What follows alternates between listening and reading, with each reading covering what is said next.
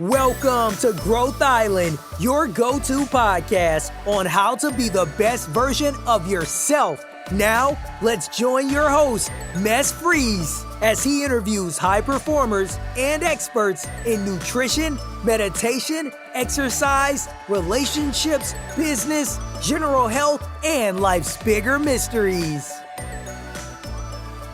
This episode is brought to you in collaboration with Kring. Kring is the venture studio that I'm a partner in and where we build health and well-being ventures. So we try and take some of the newest knowledge. Some of it I learn here on the podcast by interviewing really cool guests. And then we want to turn it into ventures that can really impact a lot of people. And we're always looking for the best entrepreneurs to start these companies with. So if you're interested in starting a health and well-being venture, then please check out kring.com. And with that, let's get into this episode. Thank you so much for spending some time with me again. Today I'll talk about what I have learned from the first 4 episodes and how I've tried to implement some of the things from the guest and what I've learned from that. And the first episode was with Niels Vium, who is an expert on performance. And one thing that I took away was this morning smoothie.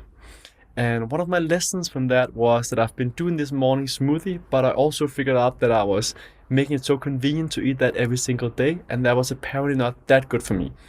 I took an IgG4 intolerance blood test that said I had some challenges with ginger. So despite using this awesome smoothie every single day and eating that, it wasn't the best thing for me. So it was good to get the smoothie, but it's very important to have a balanced diet and don't eat the same thing every single day for a year. But for me, it was just so easy to have this smoothie and eat it every single year. The second thing was the Pomodoro Technique that he talked about. The Pomodoro Technique is basically that you work really focused for 25 minutes, no interruptions, just on one task, and then you take a 5-minute break. And no matter how deep you are in that task, you take that break after those 25 minutes. I haven't been able to find any studies saying that this is really working that well, but a lot of people are swearing to using this method, and I use it very often at my work and find it very beneficial. The second episode was with Espeland, and Daniel is very much into food and what you can use to enhance your performance and basically feel good. And some of the things I learned from him was that you shouldn't eat bottom mushrooms, uncooked, as they can actually give you a headache. So that's the mushroom that you see, like the white one with the little, round head that many of us use. Is fine if you cook it, but otherwise it's actually not the best for you. But there is a lot of good mushrooms out there. So there's the Reishi powder. I've used that a little bit for sleep from Four Sigmatic. I haven't been able to feel a big difference from it. And I haven't read the deep studies, but one of my friends that's been using has really felt a big difference. And that goes back to most of the stuff we're discussing. Something works for some people, it doesn't necessarily work for everyone. The other thing was lion's mane that you can use for focus, kind of the same way as coffee. I use that once in a while as well. And again, I don't feel the biggest difference compared to other people. I don't drink coffee either. My energy level is normally really high, but I still use the lion's mane once in a while. And then there's shaka. I use that for my smoothies. It's really high in antioxidants. The last thing from his episode was the oyster mushrooms and shiitake mushrooms that I now implement and use instead of meat for several of my dishes. Another of my first interviews was with Alaxander Avanth. We discussed a lot about how to be mindful. So he did a TED talk on how to use your phone mindfully.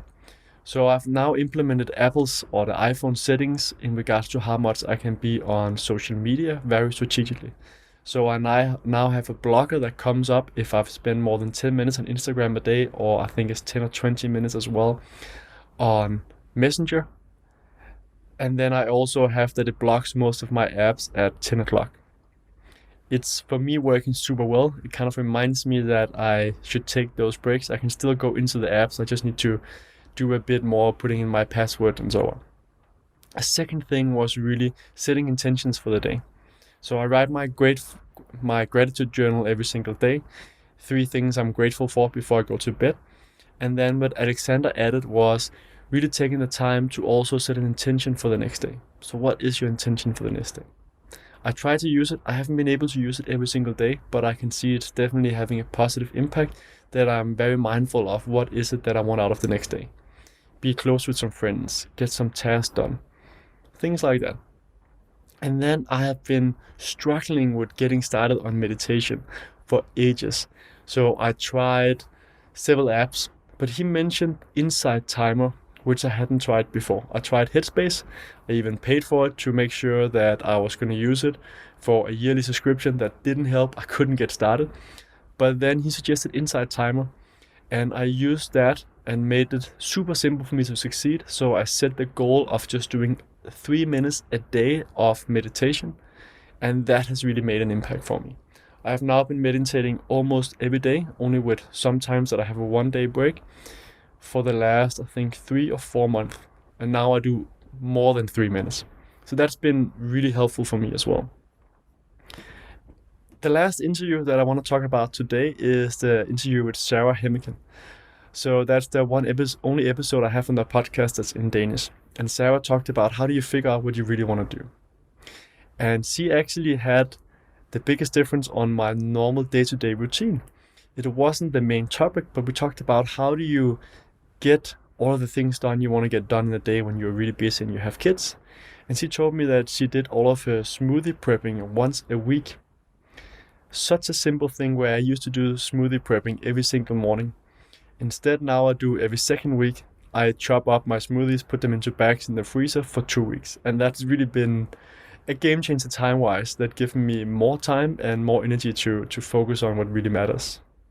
Just remember not doing the exact same smoothie every single day. Another really good question that Sarah asked, and I think is worth for you to ask yourself as well, is when you're thinking about what do you really want to do. She asked the question of, what would you do if you couldn't fail? And I think that question is really worth asking yourself, because that tells you something about what direction you might want to go. So that was all for me this time. Super short episode. I'd love to get your feedback on if this is helpful for you or not. But these were my experiences from the first 4 episodes and how I've used some of the advice from the guest on the podcast. And I look very much forward to talking to you again. And please interact. Tell me what you want more of. Thanks for listening to this episode of Growth Island. Be sure to subscribe for more episodes on how to be the best version of yourself.